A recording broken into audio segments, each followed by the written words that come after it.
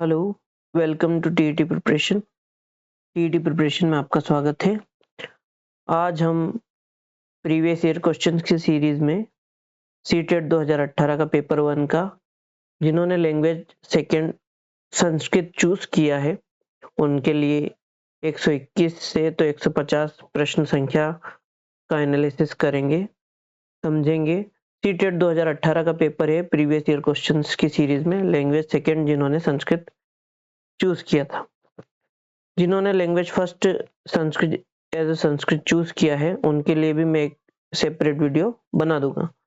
फिलहाल आइए, लिखा है अभ्यर्थिना पंचम भागस्य पार्ट 5 प्रश्नानाम प्रश्न संख्या 121 से 150 उत्तराणि दत्तु यदि तेह संस्कृतम द्वितीय भाषा लैंग्वेज सेकंड रूपेण चितम। अभ्यर्थी पांचवें भाग में प्रश्न संख्या 1 से तो 150 तक के उत्तर देंगे यदि उन्होंने संस्कृत को द्वितीय भाषा के रूप में चयनित किया है। Candidate should attempt the question from part 5 question numbers 121 to 150 if they have opted Sanskrit as language second only। तो इसमें स्पष्ट कर दिया गया है कि यदि आपने द्वितीय भाषा के रूप में संस्कृत को चूज किया है तभी ये क्वेश्चंस आप करें, अन्यथा ना करें। अन्यथा जो आपने लैंग्वेज सेकंड चूज की है उसको करें। चलिए आइए 121 से शुरुआत होगी। पहले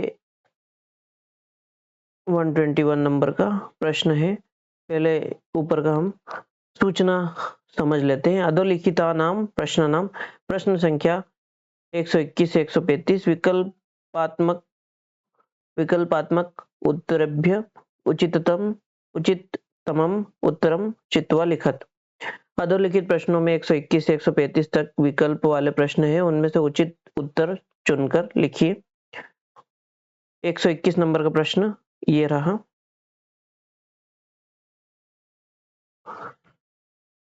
मैं पढ़ के सुना देता हूं आपको और हिंदी अनुवाद भी इसका साथ ही साथ हम करेंगे, कोशिश करेंगे। तो 121 नंबर का प्रश्न है, प्राथमिक विद्यालयस्य कस्यचन विद्यार्थिनः श्रवण वाचन कौशलयो विकासनार्थं निम्नलिखित पद्धतिषु का वा पद्धति उपयुक्ता भवति। प्राथमिक विद्यालय में कोई विद्यार्थी श्रवण वाचन कौशल कुछ विद्यार्थियों में या कस्यचन एक किन्हीं विद्यार्थियों में श्रवण वाचन कौशल के विकास के लिए निम्नलिखित पद्धतियों में से कौन सी उपयुक्त होगी। प्राथमिक विद्यालय पर विद्यार्थियों के लिए श्रवण वाचन कौशल, सुनने और बोलने के कौशल के विकास के लिए निम्नलिखित पद्धति में से कौन सी पद्धति उपयुक्त होगी, हमें बताना है। पहला है कथा श्रावणम तथा श्रुत लेखनम डिक्टेशन। कथा को सुनना और श्रुत लेखन मतलब टीचर बोले और बच्चे लिखे। डिक्टेशन तो ऐसे लेखन का तो नहीं है ना, लेखन के बारे में थोड़ी बताएगा। देखो, श्रवण सुनने, वाचन मतलब बोलने के कौशल के, सुनने और बोलने के कौशल के विकास के लिए प्राथमिक विद्यालय में प्राथमिक स्तर के बच्चे जो हैं उनके लिए कौन सी पद्धति उपयुक्त होगी वो हमें बताना है। दूसरा है, ये पहला तो नहीं हो सकता क्योंकि इसमें श्रुत लेखन के बारे में बताया है, तो लेखन हमें नहीं करवाना है। प्रश्न के अनुसार हमें वाचन कौशल और श्रवण कौशल, सुनने और बोलने की क्षमता का विकास कैसे करवाएं, कौन सी पद्धति उपयुक्त होगी उसके बारे में हमें बताना है। दूसरा है काव्य पाठ तथा भाषा प्रयोगशाला। काव्य पाठ करवाना और भाषा प्रयोगशाला, लैंग्वेज लेबोरेटरी में ले जाएं, हम काव्य पाठ कराएं। पुनः पढ़ने, इसमें पढ़ने की बात आ गई है। काव्य पाठ मतलब पढ़ना पड़ेगा और भाषा प्रयोगशाला में भी भाषा का प्रयोगशाला मेथड है, उसमें भाषा बच्चों को सुनकर बोलना होता है। तो ये तो ठीक है, लेकिन काव्य पाठ करना, तो काव्य पाठ कहाँ करना? काव्य पाठ करना मतलब पढ़ेंगे बच्चे। अभिनय तथा वार्ता वाचनम, न्यूज रीडिंग करना तो पढ़ेंगे बच्चे। श्रवण और वाचन कौशल, बोलने का कौशल और सुनने का कौशल दोनों विकसित कहाँ हो रहे हैं इसमें। फिर इंटरेक्शन करना, अभिनय तथा संवाद, अभिनय करना और संवाद करना, बातचीत करना, आपस में कम्युनिकेशन करना, इंटरेक्शन करना। इसी से तो श्रवण, सुनने और बोलने का विकास होगा। आपस में बातचीत करेंगे तो सुनेंगे और बोलेंगे, क्योंकि सही उपयुक्त पद्धति क्या हो जाएगी, तो अभिनय तथा संवाद, इंटरेक्शन। फिर 122 नंबर का प्रश्न है, देखिए, भाषायाः उपचारात्मक शिक्षणस्य रेमेडियल टीचिंग उद्देश्य का, भाषा में उपचारात्मक शिक्षण का उद्देश्य क्या है? उपचारात्मक शिक्षण यानी कि रेमेडियल टीचिंग, डायग्नोस्टिक करते हैं ना, इसमें डायग्नोस करते हैं कि बच्चे को कहाँ क्या दिक्कत है, तब जाके रेमेडियल टीचिंग देते हैं। तो उसका उद्देश्य क्या है? विद्यार्थिना प्रारंभिक त्रुटिनां निवारणम, विद्यार्थियों की प्रारंभिक त्रुटियों का निवारण करना, ज्ञान संबंधी त्रुटिनाम परिष्करणम, ज्ञान संबंधी त्रुटि का परिष्करण करना, कि यहाँ थोड़ी बहुत दिक्कत है उनको, किसी संवाद में या किसी शब्द में कुछ दिक्कत है तो उसके बारे में उनकी ज्ञान का वर्धन करना, उसके बारे में अधिक समझाना और उसके बारे में एक्सप्लेन करना। या विद्यार्थीषु आत्मविश्वास भावनायाः विकास, विद्यार्थियों में आत्मविश्वास की भावना का विकास करना, या उपयुक्त सभी। तो देखो, उपचारात्मक शिक्षण का क्या उद्देश्य हो जाएगा कि विद्यार्थियों की प्रारंभिक त्रुटि का निवारण भी करे, ज्ञान संबंधी त्रुटियों का परिष्करण भी करे, विद्यार्थियों में आत्मविश्वास की भावना भी हो, यही तो उद्देश्य है। तो उपयुक्तम सर्वमपि, मतलब ऊपर दिए गए सभी विकल्प सही है। 123 नंबर का प्रश्न है, भाषायाः सामान्य अवगमस्य ज्ञानार्थं मूल्यांकने सर्वाधिक उपयुक्तः प्रश्नः कीदृशः भवति? भाषा के सामान्य अवगमस्य मतलब बातचीत का, सामान्य बातचीत या सामान्य ज्ञान का सामान्य जो बातचीत होती है, जो सामान्य समझ होती है, अवगमस्य मतलब समझ सकते हैं आप, कि सामान्य समझ के ज्ञान के मूल्यांकन के लिए सबसे उपयुक्त प्रश्न कौन से होंगे या होते हैं। सामान्य ज्ञान का हमें मूल्यांकन करना है बच्चे के, कि बच्चे को कितनी भाषा आती है, कितनी सामान्य बोलचाल की भाषा आती है कि नहीं आती है, या प्रारंभिक जो शब्द है, प्रारंभिक समझ है, वो आते हैं कि नहीं आते हैं, उसका हमें मूल्यांकन करना है। उसकी सर्वाधिक उपयुक्त प्रश्न कौन से होंगे? तो अति लघुत्तरात्मक प्रश्न मतलब सबसे छोटे प्रश्न जिसमें एक ही शब्द में उत्तर हो। फिर दीर्घ उत्तरात्मक प्रश्न, निबंधात्मक प्रश्न के विकल्पात्मक प्रश्न, ऑब्जेक्टिव टाइप। तो देखिए, दीर्घ और निबंध ये दोनों कब हम प्रयोग में लाएंगे? जब बच्चा, ये प्रारंभिक स्तर का बच्चा है, जब बच्चा अच्छे से संस्कृत बोलना पढ़ना सीख जाए, तब जब बच्चा अनुवाद करना लग जाए, बच्चा संस्कृत में लिखने लग जाए, तब विकल्पात्मक में ऑब्जेक्टिव टाइप क्वेश्चन होंगे कि 4 में से एक टिक करना है। बच्चा तो अपने मन से तो कुछ नहीं करेगा ना, 4 है, 4 ऑप्शन दिए हैं, उसको अनुवाद नहीं याद है मान लो, तो वो चारों ऑप्शन में से एक टिक करेगा। और अति लघुत्तरात्मक में क्या है कि बच्चा सोचेगा, कोई प्रश्न किया आपने और बच्चा सोचेगा और फिर विचार करके बोलेगा कि अश्वः, या और कुछ बोलेगा संस्कृत में, तो संस्कृत में उत्तर देने की कोशिश करेगा बच्चा। तो उसके सामान्य ज्ञान जो उसका मूल्यांकन है, उसके लिए सबसे उचित होगा कि आप अति लघुत्तरात्मक प्रश्न उससे करें। तो पहला वाला सही हो जाएगा। फिर 124 नंबर का प्रश्न आएगा,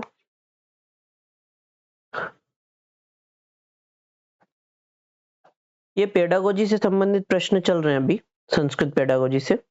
बालः भाषा अध्ययनार्थम अपेक्षित क्षमतां पुरस्कृत्य उत्पन्नः भवति, कः अवदत्?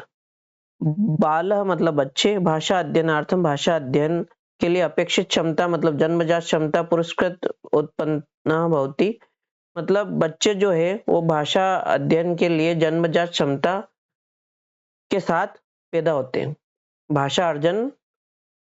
बच्चे भाषा अर्जन की क्षमता जन्मजात लेकर पैदा होते हैं, ऐसा किसने कहा था कि बच्चे जन्मजात रूप से ही भाषा अर्जन की क्षमता लेकर पैदा होते हैं?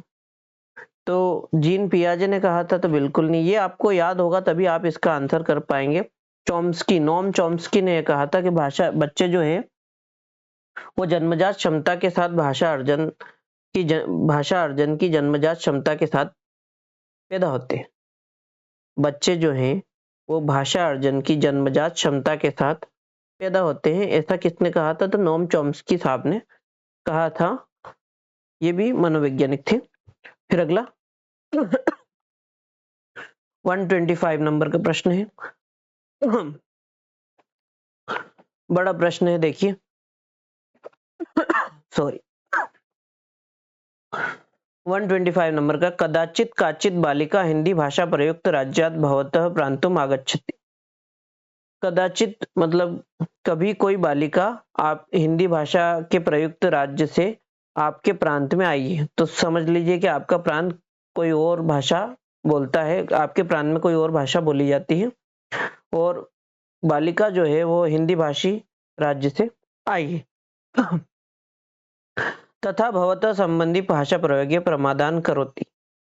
आप उसकी भाषा संबंधी भाषा प्रयोग का प्रमादान मतलब जो त्रुटियां हैं, गलतियां हैं, गलतियां बताते हैं। तदा एक अध्यापक भूत्वा अधस्तनेषु कथनेषु किम युक्तिमिति भवान भवती चिंत्यति। तो तब आप एक अध्यापक के रूप में बच्ची को के बारे में बच्ची को क्या करने को कहेंगे? पहला है तस्या भाषा प्रयोग प्रमादानम विषय वार वार स्मरणीयम।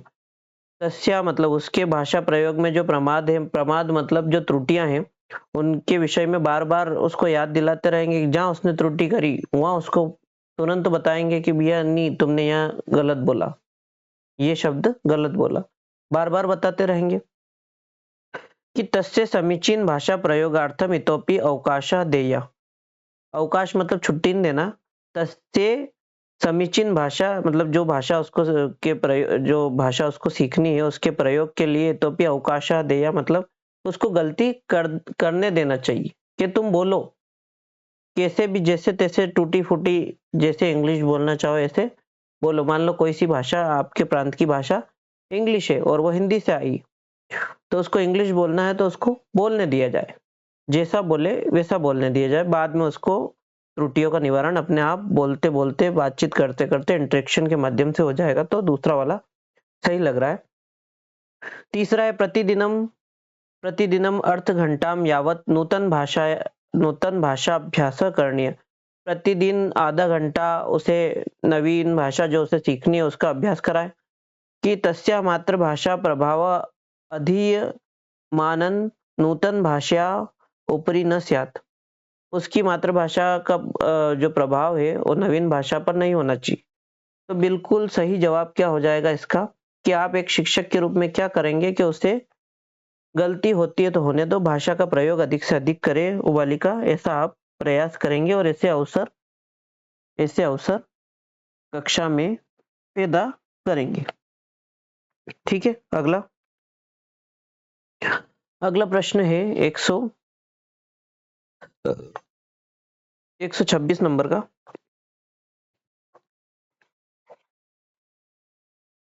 दिख रहा होगा आपको। 126 नंबर का प्रश्न है, निम्नलिखितस्य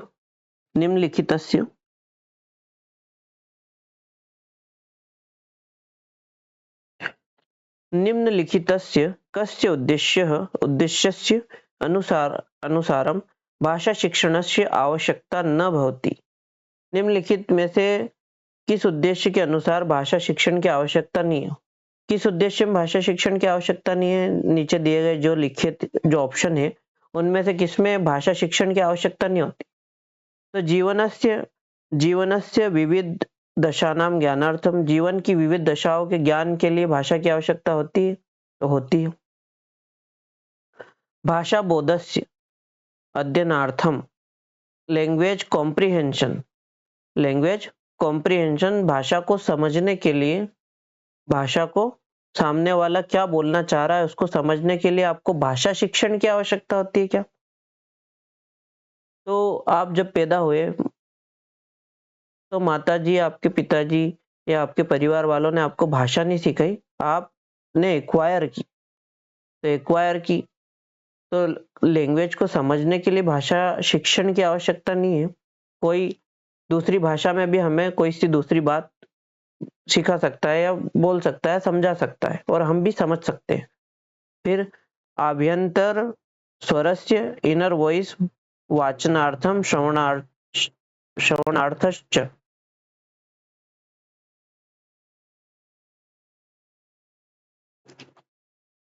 आभ्यंतर स्वर इनर वॉइस वाचन के लिए और श्रवण के लिए, तो इसके लिए भी भाषा शिक्षण आवश्यक है।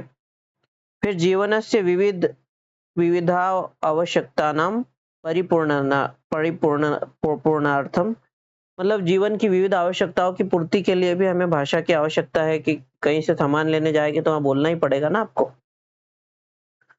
तो 126 का सही जवाब हो जाएगा दूसरा कि लैंग्वेज कॉम्प्रिहेंशन में अन्य भाषाओं को समझने में हमें भाषा शिक्षण की आवश्यकता नहीं होती। भाषा शिक्षण बोला है कि भाषा सिखाए, ऐसा जरूरी नहीं है। हम इशारों से भी समझ सकते हैं या कुछ एक वर्ड हमें आते हो उतना पर्याप्त है। पूरी भाषा आने की भाषा शिक्षण की आवश्यकता नहीं होती। फिर 127 नंबर, आपने देखा होगा बहुत सारे लोग इंग्लिश समझ जाते लेकिन बोल नहीं पाते। फिर अगला भाषा संदर्भ है, 127 नंबर का प्रश्न है, भाषा के संदर्भ में निबंधात्मक प्रश्नों निम्नलिखितेषु उचितम किम। भाषा के संदर्भ में भाषा के संदर्भ में निबंधात्मक प्रश्नों के बारे में निम्नलिखित में से क्या उचित है? भाषा के संदर्भ में निबंधात्मक प्रश्नों के बारे में निम्नलिखित में से क्या उचित है? क्या उचित है निबंधात्मक प्रश्न के बारे में? 4 ऑप्शन दिया गया है। निबंधात्मक प्रश्न के बारे में कौन सा सही है? विद्यार्थिनः सामर्थ्यानुसारं मूल्यांकने सहायकं भवति येन स्वस्य विचारान् लिखित भाषा व्यवस्थित रूपेण व्यक्तीकरोति। 127 नंबर का प्रश्न है कि विद्यार्थी सामर्थ्य के अनुसार मूल्यांकन में सहायक विद्यार्थियों के सामर्थ्य के अनुसार मूल्यांकन में सहायक होते हैं और यन स्वस्य विचारान लिखित भाषा व्यवस्थित रूपेण व्यक्ति करोति। निबंध जो है वो बच्चों के सामर्थ्य के अनुसार, बच्चों के सामर्थ्य जितना बच्चों को आता है उसके मूल्यांकन में सहायक है और वो स्वयं के विचार लिखित भाषा में व्यवस्थित रूप से व्यक्त करते हैं। निबंध में क्या होता है, बच्चों को टॉपिक दिया जाता है, बच्चों को जितना आता है, जितना उनकी समझ है उसके हिसाब से वो लिख देते हैं, तो उसका मूल्यांकन भी हो जाता है कि बच्चों को कितना आता है। पहला ऑप्शन निबंध के बारे में सही लग रहा है। फिर दूसरा है एतत् विद्यार्थिनां परीक्षासु केषांचन प्रश्नानां उत्तरकरणार्थं सहायकं भवति।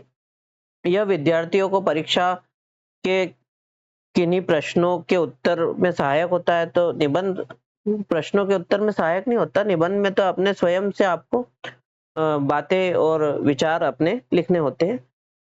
तीसरा है विद्यार्थी भी केषांचन प्रश्नानां कृते एवं उत्तरं सज्जीकरणीयम् एवं प्रकारेण ते बहु पठन समय रक्षितः भवति। विद्यार्थियों को प्रश्नों के उत्तर देने में और उत्तर की सज्जीकरण में ये प्रश्नानां कृते एवं उत्तरं सज्जीकरणीयम् एवं प्रकारेण ते बहु पठन समय रक्षितः भवति। विद्यार्थी केषांचन इस प्रकार के प्रश्नों को करते हैं और उत्तर का सज्जीकरण करते हैं और इस कारण वे बहुत सारा पढ़ने का समय बचा लेते हैं। तो निबंध में समय तो नहीं बचता, उसमें समय लगता है। निबंध में समय लगेगा, आपको सोचकर लिखना होगा। फिर चौथा है एतत् संपूर्ण पाठ्यक्रमम आवेशयति। इसमें संपूर्ण पाठ्यक्रम आ जाता है? तो बिल्कुल नहीं, ऐसा नहीं है। तो निबंध के बारे में जो सबसे उचित उत्तर जो है वो पहला लग रहा है कि विद्यार्थी अपने सामर्थ्य के अनुसार जो उनके विचार है वो लिख देते हैं और उनके सामर्थ्य का मूल्यांकन हो जाता है कि बच्चों को कितना आता है। तो पहला वाला सही है। मैं भी संस्कृत का अनुवाद अभी मैं इस पेपर को एक्सप्लेन करने से पहले, एनालिसिस करने से पहले मैं स्वयं भी इसको पढ़ रहा था। मेरे को भी बहुत सारे अनुवाद में दिक्कत थी, तो मैंने आगे लिखा भी है जहाँ जहाँ आवश्यकता है। फिलहाल ये पेडागोजिक क्वेश्चन है, तो आपको थोड़ी बहुत भी आपने संस्कृत पढ़ी होगी तो इनका उत्तर आसानी से आप लगा सकते हैं। और मैं भी अपने आप को एक स्टूडेंट ही समझता हूँ, मैं भी आपके साथ सीख रहा हूँ। तो ऐसे सीखते सीखते हम किसी भी अन्य परीक्षा या सीटेट है या अन्य परीक्षाएं हैं, उनको हम सीख जाएंगे।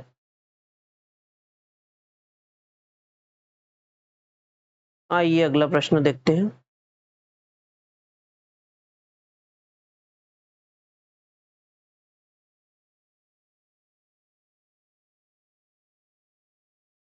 अगला प्रश्न 128 नंबर का।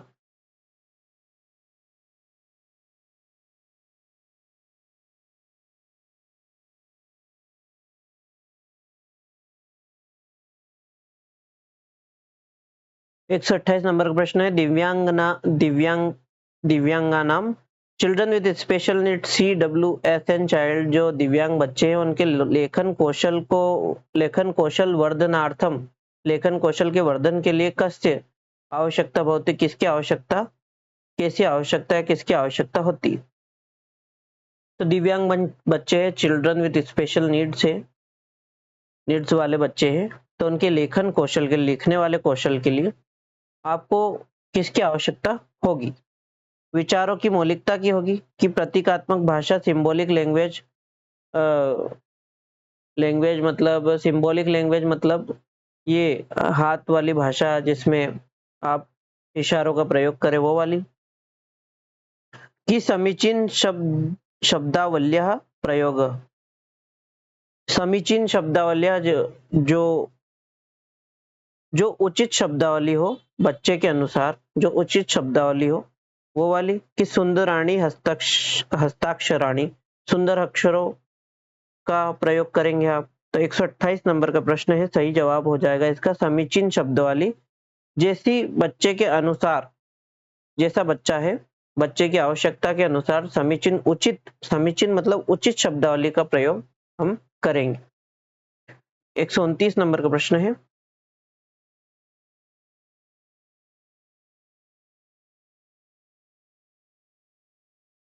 आइए भाषायां निरंतर समग्र मूल्यांकनार्थम कस्योपरि बलम देयम। भाषा के निरंतर मतलब सतत, समग्र मूल्यांकन सतत एवं व्यापक मूल्यांकन के बारे में है ये, सतत एवं व्यापक मूल्यांकन यानी CCE के बारे में। तो भाषायाम निरंतर समग्र मूल्यांकनार्थम कस्योपरि बलम देयम। भाषा के सतत एवं व्यापक मूल्यांकन में किस पर बल दिया गया, तो उत्तम शब्दावली, करेक्ट वोकेबलरी पर दिया गया है, कि बच्चे बिल्कुल करेक्ट बोले, कि परियोजना कार्य प्रोजेक्ट वर्क पर दिया गया है, कि शुद्ध उच्चारणम करेक्ट प्रोनाउंसिएशन, जो बच्चे शुद्ध उच्चारण में बोले, कि विभिन्न संदर्भेषु भाषा प्रयोग सामर्थ्यम, के विभिन्न संदर्भों में, विभिन्न स्थितियों में, विभिन्न परिस्थितियों में बच्चे भाषा प्रयोग में समर्थ रहें, इस पर दिया गया है। तो 129 नंबर का प्रश्न है, सही जवाब क्या हो जाएगा, कि CCE का मुख्य उद्देश्य क्या है, कि विभिन्न संदर्भों में बच्चे भाषा प्रयोग करना सीखे। फिर 130 नंबर का प्रश्न है, बहुभाषिकता, मल्टीलिंगुअलिज्म, बहुभाषिकता जो है वो भाषा शिक्षण में एक बाधा है, तो बाधा नहीं है। भाषा संसाधना नाम कृते प्रमादकारी मतलब उसमें त्रुटि है, भाषा के संसाधन में त्रुटि है, बाधा उत्पन्न करती है, त्रुटि है, गलत है। और भाषा अधिगम में एक महत्वपूर्ण संसाधन है, बिल्कुल है। प्रमादकारी मतलब त्रुटि करने वाली है, भाषा के संसाधन की एक त्रुटि है, भाषा के संसाधन में त्रुटियां करवाती है, कि भाषा अधिगम में समस्या सृष्टिम करोति, समस्या की सृष्टि करती है, समस्या को पैदा करती है। तो बहुभाषिकता समस्या को पैदा नहीं करती। भाषा अधिगम में एक महत्वपूर्ण संसाधन है बहुभाषिकता। कैसे है? तो मान लो अलग अलग भाषाओं के बच्चे आपकी क्लास में बैठे, आपने कहा इंग्लिश में इसको कलम कहते, इसको पेन कहते हैं, बताओ बेटा आपकी भाषा में इसको क्या कहते हैं। तो कोई मराठी वाला होगा तो मराठी में बताएंगे कि इसको क्या कहते हैं, हिंदी वाला होगा तो बोलेगा कलम कहते हैं, और कोई भाषा वाला होगा तो वो अपनी अपनी भाषा में बताएगा। 131 नंबर का प्रश्न है,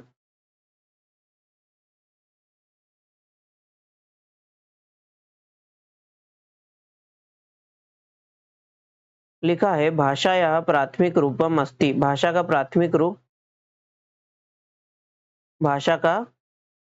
रूप है। क्या है भाषा का प्राथमिक रूप? संकेत भाषा, साइन लैंग्वेज है, व्याकरण है, कि लिखित भाषा है, कि मौखिक भाषा है। तो भाषा प्रारंभ काय से करते हो आप? प्राथमिक रूप क्या है भाषा का? बच्चे कैसे सीखते हैं? तो पहले इशारों से सीखते हैं, साइन लैंग्वेज, इशारे करते हैं, फिर धीरे धीरे बोलना सीखते हैं। तो इशारों वाली लैंग्वेज से शुरुआत होती है। संकेत भाषा का प्राथमिक रूप, किसी भी भाषा का प्राथमिक रूप संकेत भाषा ही है। ठीक, अगला 132 नंबर का प्रश्न है, मैं पढ़ के सुना देता हूं आपको कि प्राथमिक स्तर पर कथा तथा कवित्वम, कथा कहानी और कविता अनयोर मध्ये अधस्तनेषु कः पक्षः साधु इति भवान भवति चिंत्यति। प्राथमिक स्तर पर कहानी और कविता, इन दोनों के मध्य में कौन सा साधु मतलब सबसे बेस्ट ऑप्शन है, इसके बारे में चिंत्यति, इसके बारे में बताइए। प्राथमिक स्तर पर कहानी और कविता दोनों के मध्य में कौन सा पक्ष साधु मतलब उचित है, साधु है मतलब अच्छा है, इति इस बारे में, भवान भवती मतलब आप, चिंत्यति मतलब बताइए या चिंता कीजिए।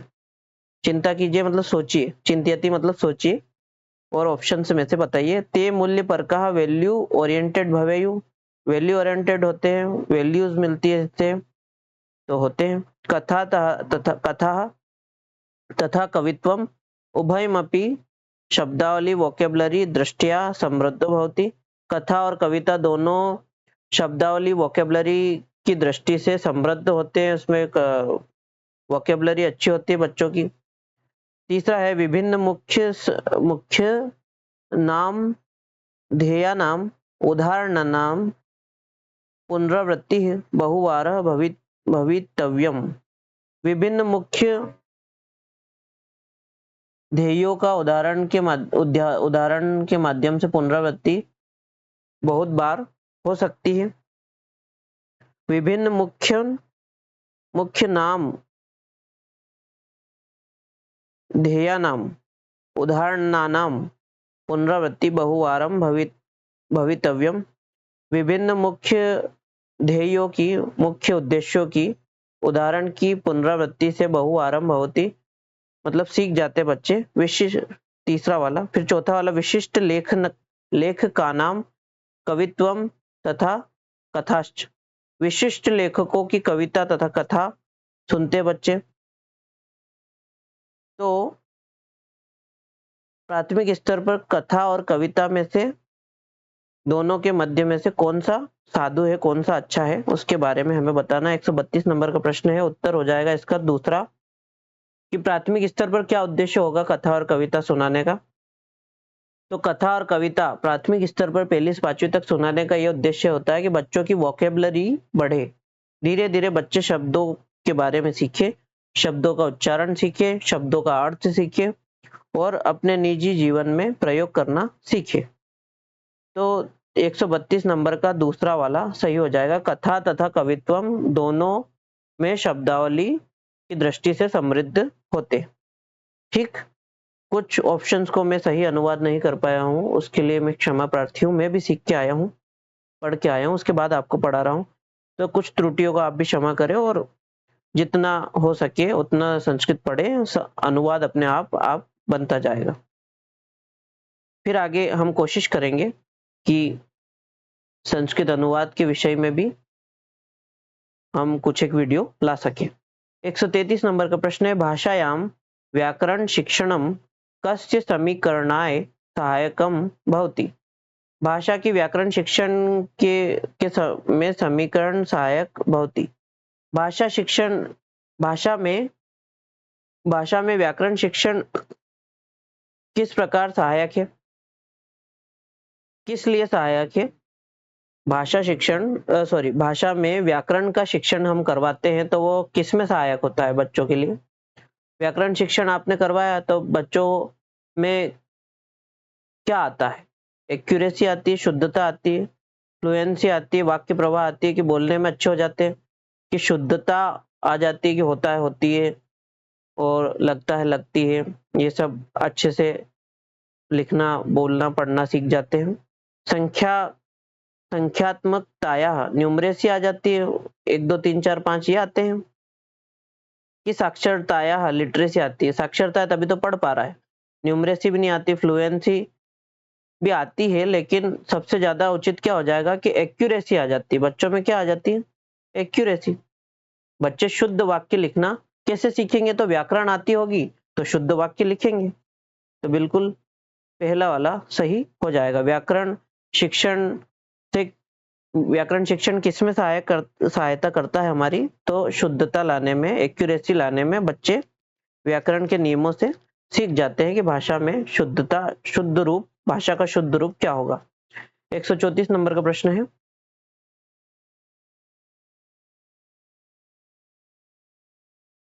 आइए पढ़ते हैं। देखिए मैं लिख के लाया हूं आपके लिए हिंदी अनुवाद भी। लेखन परंपरा में अधस्तनेषु दिए गए में से किम संबद्ध अस्ति। नीचे दिए गए में से क्या संबंधित है, क्या संबद्ध है, उचित है? लेखन परंपरा में नीचे दिए गए में से क्या उचित है? कथा विचार स्टोरी आइडिया उचित है, संबंध है। लेखन परंपरा में क्या संबंधित है? तो कथा विचार संबंधित है कि कल्पना संबंधित है, विराम चिन्ह का सम्यक प्रयोग संबंधित है, समीचीन शब्दावली लेखन परंपरा में संबद्ध है। तो 134 नंबर का प्रश्न है, तो लेखन परंपरा अधस्तनेषु किम संबंध अस्ति। लेखन परंपरा में आप लिखने जा रहे हैं तो जैसे लिखा है, मारो मत जाने दो,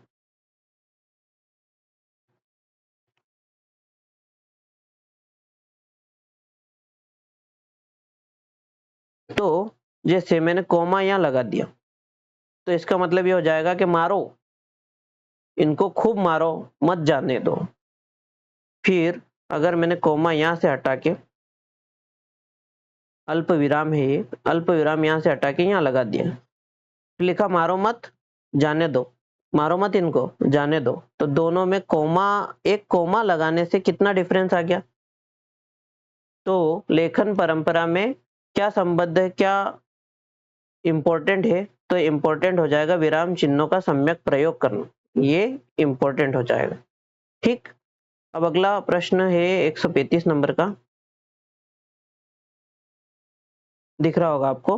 भाषायां मूल्यांकनस्य मुख्य उद्देश्य क स्यात्। भाषा के मूल्यांकन में मुख्य उद्देश्य क्या होता है?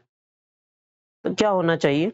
शिक्षार्थीषु त्रुटिनाम अन्वेषण, शिक्षार्थियों की त्रुटियों का अन्वेषण करना, खोज करना कि शिक्षार्थियों ने यहाँ त्रुटि की है।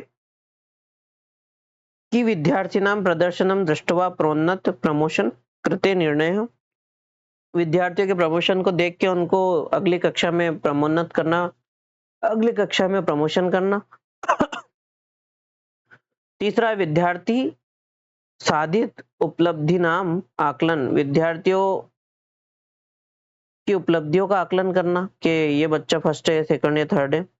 कि अधिगम में त्रुटि का निरीक्षण करना तथा न्यूनता परीक्षणम करना, कि उनको क्या आता है उसका परीक्षण करना, और अधिगम में त्रुटियों का निरीक्षण करना, न्यूनता परीक्षण करना कि उनको उनकी गलतियों को सुधारना। तो भाषा में मूल्यांकन का मुख्य उद्देश्य क्या हो जाएगा कि अधिगम की त्रुटियों का निरीक्षण करे और उनमें सुधार करे। ठीक, अगला 136 नंबर का प्रश्न है, 135 या 136। तो 136 नंबर का प्रश्न करने से पहले हमें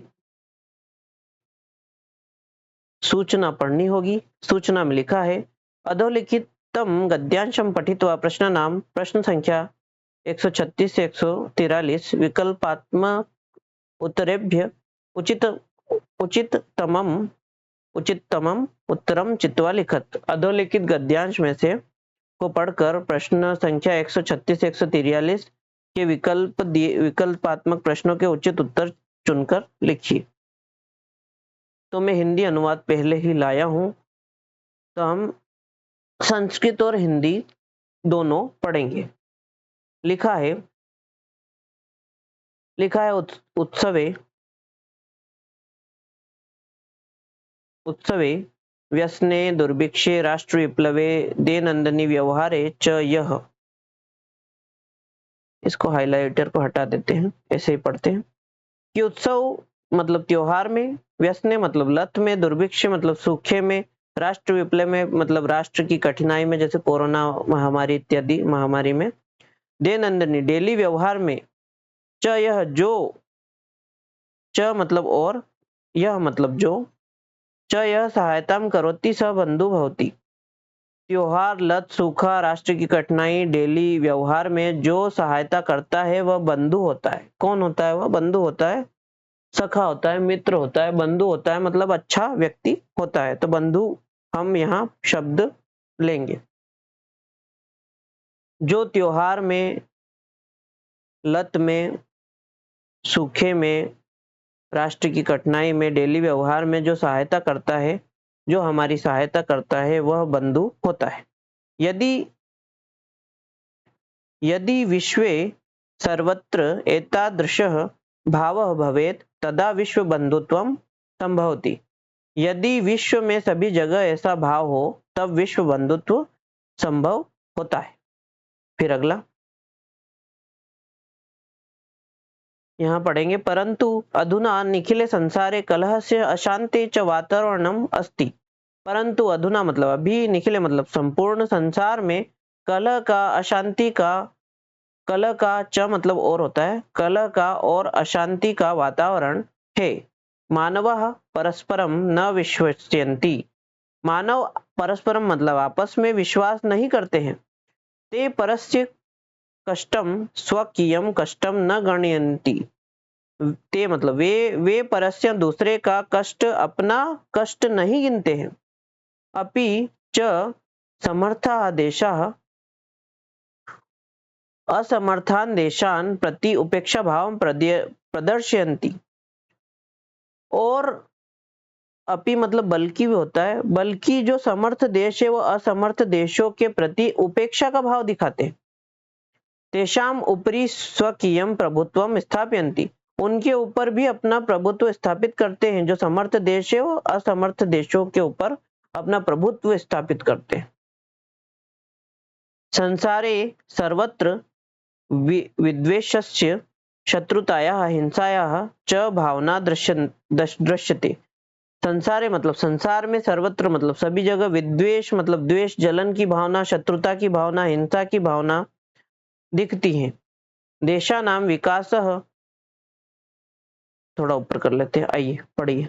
देशानाम विकासः अपि अवरुद्ध भवति। इससे देशों का विकास अवरुद्ध होता है। इयं महती आवश्यकता वर्तते यत् एकः देशः अपरेण देशेन सह निर्मलेन हृदयेन बंधुतायाः व्यवहारं कुर्यात्। इसकी बहुत ज्यादा आवश्यकता है कि एक देश दूसरे देश के साथ निर्मल हृदय से बंधुता का व्यवहार करे। विश्वस्य जनेषु इयं भावना आवश्यकी। विश्व के लोगों में इस भावना की आवश्यकता है।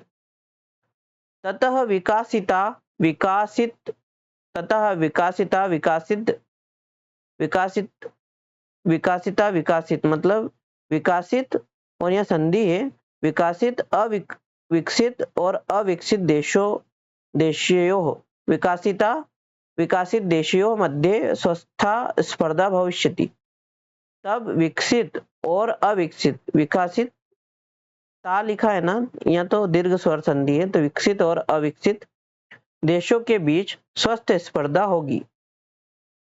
सर्वे देशाः ज्ञान विज्ञानयोः क्षेत्रे मैत्रीभावना सहयोगेन च समृद्धिं प्राप्तुं समर्थाः भविष्यन्ति। सभी देश ज्ञान विज्ञान के क्षेत्र में मित्रता की भावना से, मैत्री भावना से और सहयोग से समृद्धि प्राप्त करेंगे और समर्थ होंगे।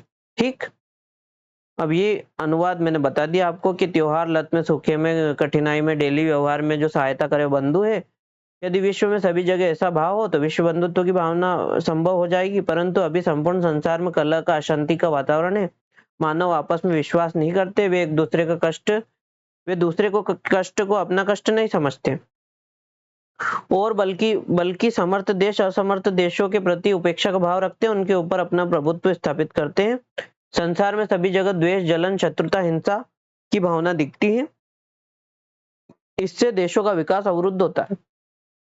इसकी बहुत अधिक आवश्यकता है कि एक देश दूसरे देश के साथ निर्मल हृदय से बंधुता का व्यवहार करे। विश्व के लोगों में इस भावना की आवश्यकता है। तब विकसित और अविकसित देशों के बीच स्वस्थ प्रतिस्पर्धा होगी। सभी देश ज्ञान विज्ञान के क्षेत्र में मित्रता की भावना से और सहयोग से समृद्धि प्राप्त करें और समर्थ होंगे। ठीक, अब इस पर आधारित प्रश्न हम करेंगे। आइए प्रश्न करते हैं।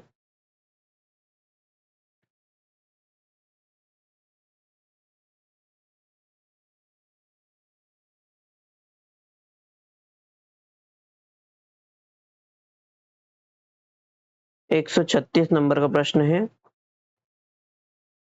लिखा है, विश्वे सर्वत्र कीदृश भाव भवेत्। विश्व में सभी जगह कौन सा भाव है? विश्व बंधुत्व का भाव है कि उपेक्षा का भाव है कि हिंसा का भाव है कि विकास भाव है? तो विश्व में सभी जगह कीदृश भाव भवेत् लिखा है कि होना चाहिए।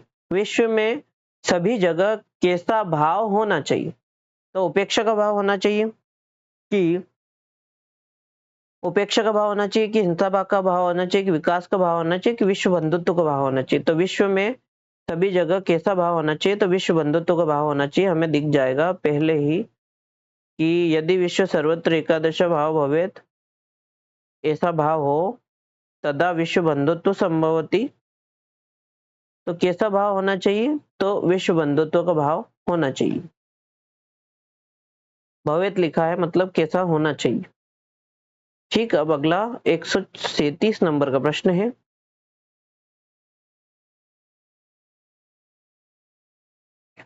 आइए पढ़ते हैं। निखिले संसारे कलहस्य अशांति वा वातावरणस्य कारणम। पूरे संसार में, संपूर्ण संसार में कलह, अशांति का वातावरण का कारण क्या है? सहायता का अभाव, के विश्वास का अभाव, के विकास का अभाव, के व्यवहार का अभाव? तो हमने पैराग्राफ में पढ़ा है, क्या पढ़ा है? कि विश्वास नहीं करते। क्या नहीं करते? विश्वास नहीं करते। लिखा है देखो,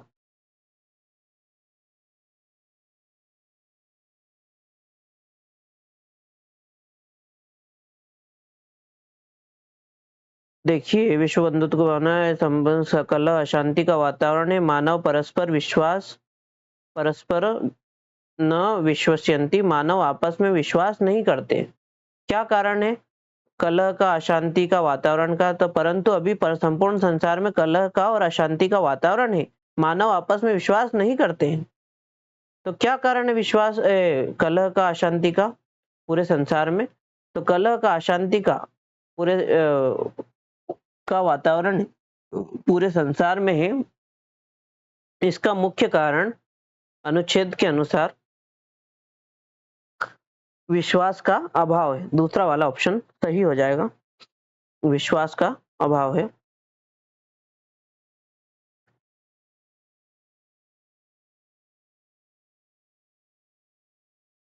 ठीक, अगला प्रश्न 138 नंबर का प्रश्न आएगा। ये रहा।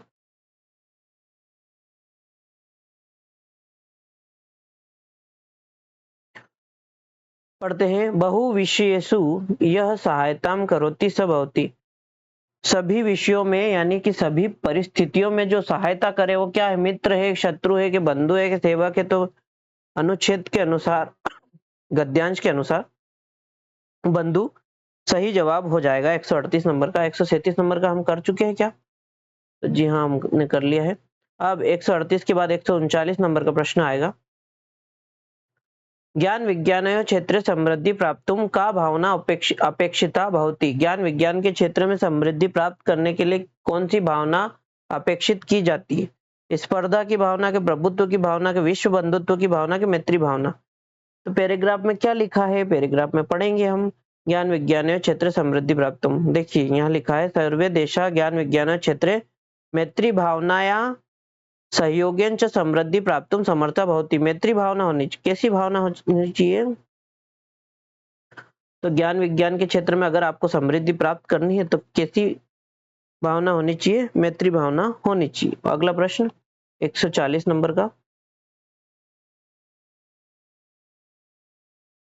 लिखा है एतादृशः इति पदम कस्मिन् गणे अंतर्भवति।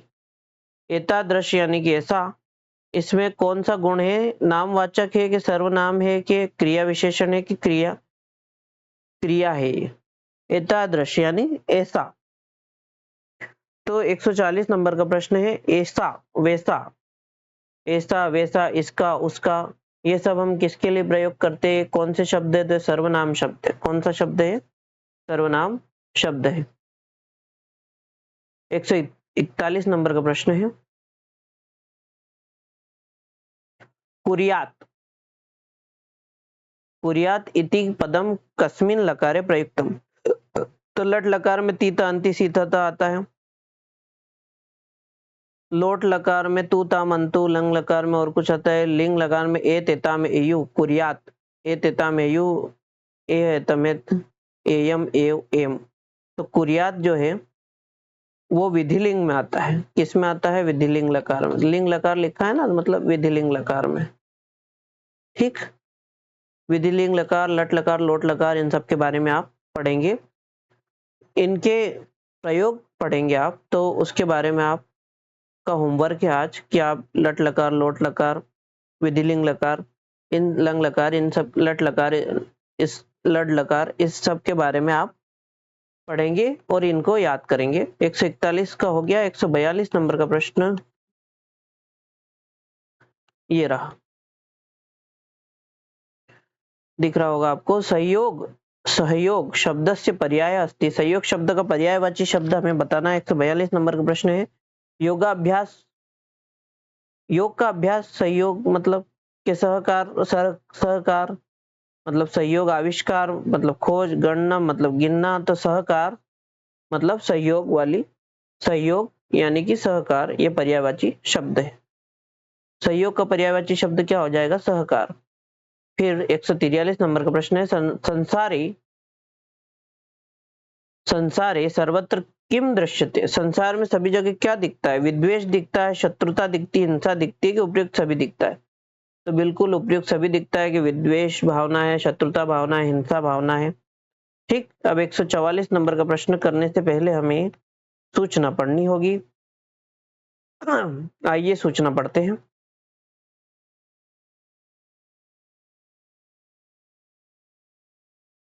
थोड़ा सा बड़ा ज्यादा हो गया, ठीक है, ये ठीक है। आइए, अधोलिखितम गद्यांशम पठित्वा प्रश्नानां प्रश्न संख्या 144 150 विकल्पक विकल्पात्मक उत्तरेभ्य उचिततमम उत्तरम चित्वा लिखत। अधोलिखित नीचे निम्नलिखित गद्यांश को पढ़कर प्रश्न संख्या 1 से 144 से तो 150 तक के विकल्पों में से उचित उत्तर चुनकर लिखिए। ठीक,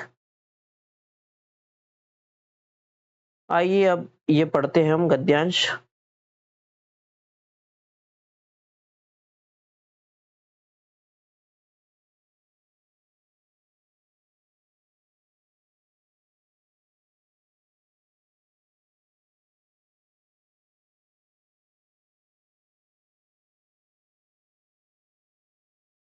आइए पढ़ते हैं।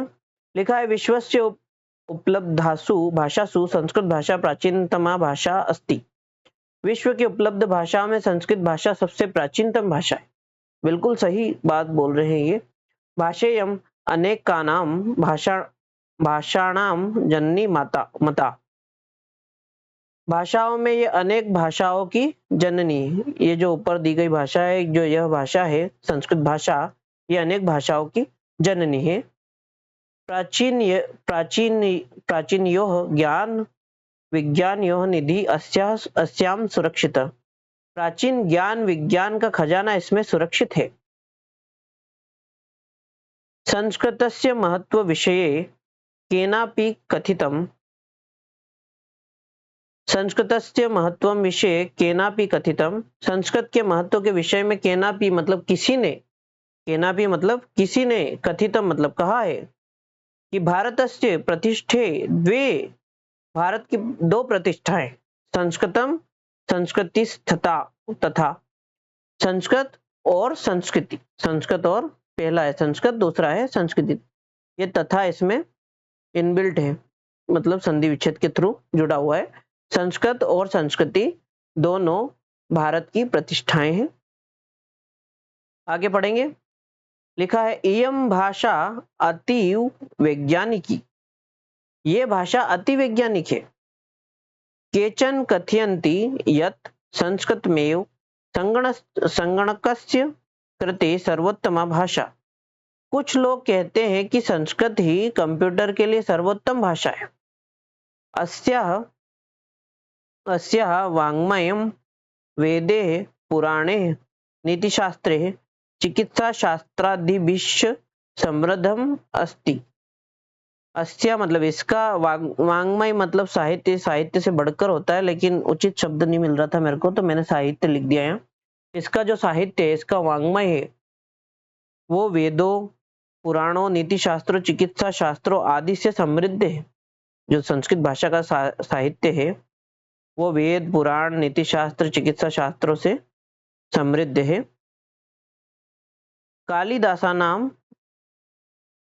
कालिदासानां विश्वकविनां काव्य सौंदर्यम अनुपमम। इसलिए तो मैंने मन से जोड़ा है। लिखा है कालिदासादिनाम, कालिदास आदि विश्व कवियों के काव्य सौंदर्य अनुपम है। जो संस्कृत भाषा में लिखे गए हैं वो काव्य सौंदर्य अनुपम है। फिर लिखा है कौटिल्य रचितम अर्थशास्त्रम जगति प्रसिद्धम अस्ति। कौटिल्य के द्वारा रचित जो अर्थशास्त्र है वो पूरे जगत में प्रसिद्ध है।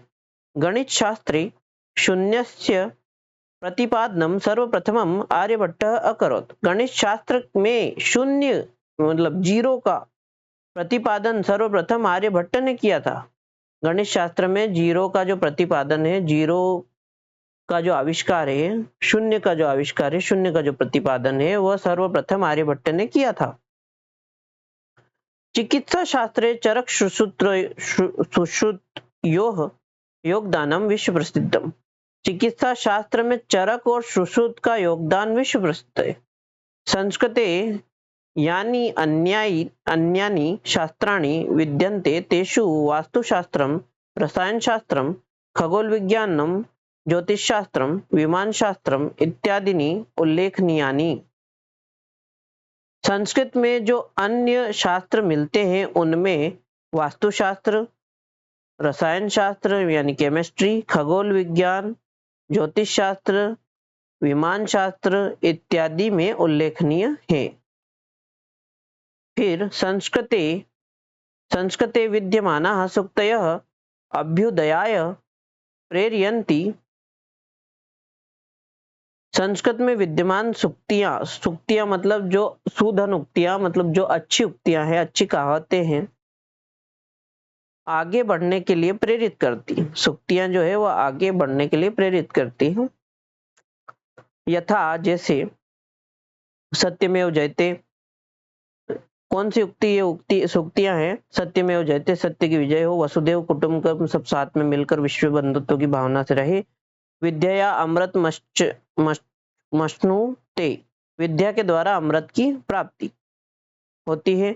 योग, फिर अगला है योग कर्मसु कौशलम इत्यादयः। योग कर्मों में कुशलता लाता है। ये सब क्या है? ये सुक्तियां हैं। इत्यादयः मतलब इत्यादि, ये सुक्तियां हैं। सर्वभूतेषु आत्मवत व्यवहारम कर्तुम संस्कृत भाषा सम्यक शिक्षयति। सभी लोगों से आत्मवत मतलब मिलनसार व्यवहार करें, आत्मीय व्यवहार करें, करना चाहिए, ऐसा संस्कृत भाषा हमें सिखाती है। इस पर आधारित प्रश्नों को हम करेंगे। आइए प्रश्न करते हैं।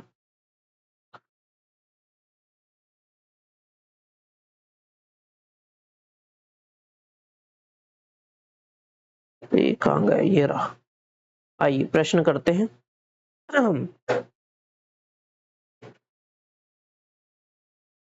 144 नंबर का प्रश्न है। प्रतिष्ठे इति पदम कस्या विभक्तो अस्ति। प्रतिष्ठे ये किससे चलेगा? तो लता रमा ऐसे चलेगा। लता लते लता लता लते, रमा रमाम रम्या रम्याये रमाया रमाया रमायाम हे रमे हे रमा, तो ऐसे चलेगा ये। तो प्रतिष्ठे इति शब्द इति पदम कस्या विभक्तो अस्ति। तो देखो प्रतिष्ठे इसमें आया है क्या, तो वो हम पढ़ लेंगे और उसके हिसाब से उत्तर देंगे। संस्कृत विषय केनापि भारतस्य, भारत की प्रतिष्ठा दो द्वे संस्कृतम संस्कृतिस्थता। भारत की दो प्रतिष्ठाएं हैं, बहुवचन के रूप में लिया गया प्रतिष्ठे। हाँ तो लता प्रतिष्ठा जैसा चलेगा या लता जैसा चलेगा, ठीक है। आइए, तो भारत की प्रतिष्ठाएं दो है, ठीक। प्रतिष्ठाएं के बारे में बता रहे, भारत की प्रतिष्ठाएं, तो ये प्रथमा द्विवचने लग रहा है मेरे को। संबोधन एक वचन में नहीं है, ये एक वचन तो है नहीं, दो द्विवचन है, एक वचन नहीं है। सप्तमी द्विवचन तो संबंध, सप्तमी संबोधन द्विवचन में नहीं है, ये प्रथमा है। 144 नंबर का प्रश्न है। प्रथमा द्विवचने, द्विवचन की देखो, एक वचन होता है, द्विवचन होता है और एक बहुवचन होता है। तो यहाँ जैसे लता लताम लतिया लताए, लता लताम लतिया लताए ऐसे चलेगा, लतिया लताए। नहीं, यहाँ क्या है, प्रथमा सॉरी, एक वचन द्विवचन, ये प्रथमा द्वितीया तृतीया चतुर्थी पंचमी षष्ठी, पंचमी चतुर्थी पंचमी षष्ठी सप्तमी, संबोधन आएगा आखिरी में। तो ये द्विवचन का प्रतिष्ठे, द्विवचन का प्रथमा की द्विवचन की प्रथमा विभक्ति है ये प्रतिष्ठे, प्रथमा द्विवचन है। इसके लिए आपको विभक्तियां याद करनी होंगी, तो आप कम से कम राम, रमा, हरि, पितृ, नदी, जननी और इत्यादि की तो याद ही कर लें। उसके लिए मैं एक सेपरेट वीडियो ले आऊंगा। कैसे पढ़ना है वो, तो हमें ऐसे पढ़ना है कि प्रथमा द्वितीया तृतीया चतुर्थी पंचमी षष्ठी सप्तमी संबोधन। जैसे राम के हम पढ़ सकते हैं कि राम रामः रामम, ये प्रथमा द्वितीय, ये एक वचन का बोल रहा हूं मैं, एक वचन का, केवल अभ्यास के लिए कि एक वचन का प्रथमा द्वितीय तृतीय चतुर्थी पंचमी ऐसे नीचे लाइन से बोलना है हमें। तो मेरे साथ दोहराइएगा कि रामः रामम रामेण रामाय, रामात रामस्य रामे हे राम, रामः रामम रामेण रामाय, रामात रामस्य रामे हे राम। इसी तरह आप राम की जगह और कोई शब्द भी ले सकते हैं, ठीक। और आगे हम अभ्यास किसी वीडियो में करेंगे। फिलहाल तो आप ये देख लीजिए कि 144 नंबर का प्रश्न, प्रतिष्ठे इति पदम कस्या विभक्ति अस्ति। तो ये प्रथमा द्विवचन है ये, ठीक। अगला द्विवचन का प्रथमा है। 144 के बाद 145 नंबर का प्रश्न यहाँ आएगा। लिखा है ज्ञान विज्ञानयोः निधि कस्याम सुरक्षित। ज्ञान विज्ञान का जो खजाना है, जो निधि है मतलब खजाना है, वो कहाँ सुरक्षित है? तो संस्कृत भाषा में सुरक्षित है, प्रतिष्ठा में सुरक्षित है, संस्कृतो सुरक्षित है कि चिकित्सा में सुरक्षित है? तो हमने पढ़ा था ज्ञान विज्ञान निधि संस्कृत भाषायाम सुरक्षित। 145 नंबर का प्रश्न है, उत्तर हो जाएगा संस्कृत भाषा में सुरक्षित है। 146 नंबर का प्रश्न, सूक्ति शब्दस्य को अर्थ। सूक्ति का शब्द क्या होता है? शब्द का अर्थ क्या है? तो सुउक्ति, अच्छी उक्ति। अच्छी उक्ति मंत्र होते हैं कि पद्यम होते हैं कि ऋक होते हैं कि सुभाषितम? तो सूक्ति का ही बड़ा रूप सुभाषितम है। सुभाषितानी आपने पढ़ी होगी। तो 144 का तीसरा उत्तर सही हो जाएगा। फिर 147, कस्मिन् शास्त्रे चरक सुश्रुतयो योगदानम विश्व प्रसिद्धम। चरक सुश्रुत ने का योगदान किस शास्त्र में विश्व प्रसिद्ध है? तो गणित में है कि वास्तु में है कि विमान में है कि चिकित्सा में? तो चरक और सुश्रुत चिकित्सा शास्त्र से संबंधित है। फिर 148 नंबर का प्रश्न है, भारतस्य प्रतिष्ठे द्वे संस्कृतम संस्कृतिस्तथा। भारत की दो प्रतिष्ठाएं हैं, संस्कृत और संस्कृति। इति केनोक्तम। इति केनोक्तम, यह किसने कहा है? ये प्रश्न पूछा है, बड़ा ट्रिकी प्रश्न है, जो कि गद्यांश में भी इसके बारे में नहीं दिया है। देखिए, पढ़ते हैं, पहले इस गद्यांश में पढ़ लेते हैं।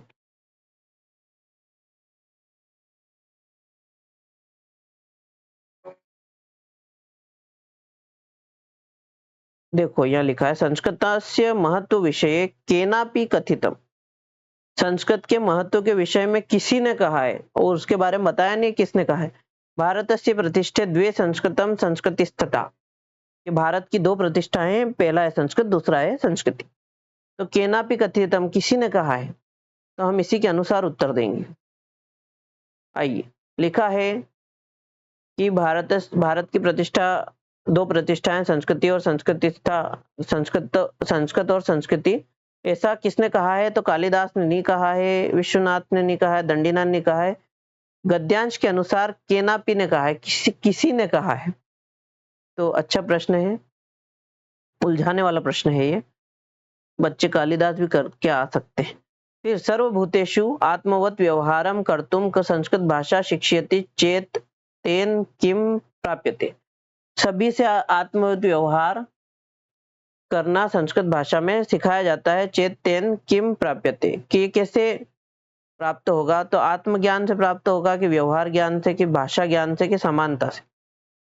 तो इससे हमें क्या प्राप्त होगा? सभी से आत्मवत व्यवहार करेंगे, संस्कृत भाषा में ऐसा सिखाया गया, तो इससे क्या प्राप्त होगा? चेत तेन किम प्राप्यते, ऐसा करके क्या प्राप्त कर लेंगे? तो आत्मज्ञान प्राप्त कर लेंगे कि व्यवहार ज्ञान के, भाषा ज्ञान के समानता प्राप्त हो जाएगी इससे। तो 149 का अच्छा प्रश्न है, चौथा उत्तर आएगा इसका, कि इससे समानता सब जगह बराबरी की भावना आ जाएगी।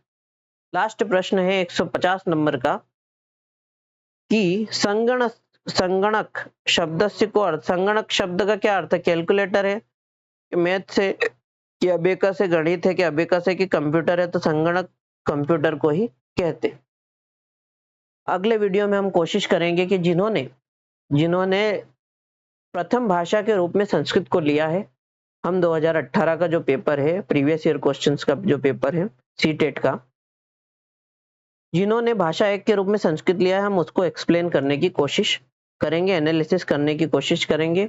इसी तरह के अन्य वीडियो के लिए आप लाइक, शेयर, सब्सक्राइब कर देना, और बेल आइकन पर क्लिक करके ऑल पर सेट कर लीजिए, ताकि आने वाले सभी वीडियोस की नोटिफिकेशन सबसे पहले आपको मिल सके। धन्यवाद। जय हिंद, जय भारत, वंदे मातरम। कल मिलते हैं। धन्यवाद। जय हिंद।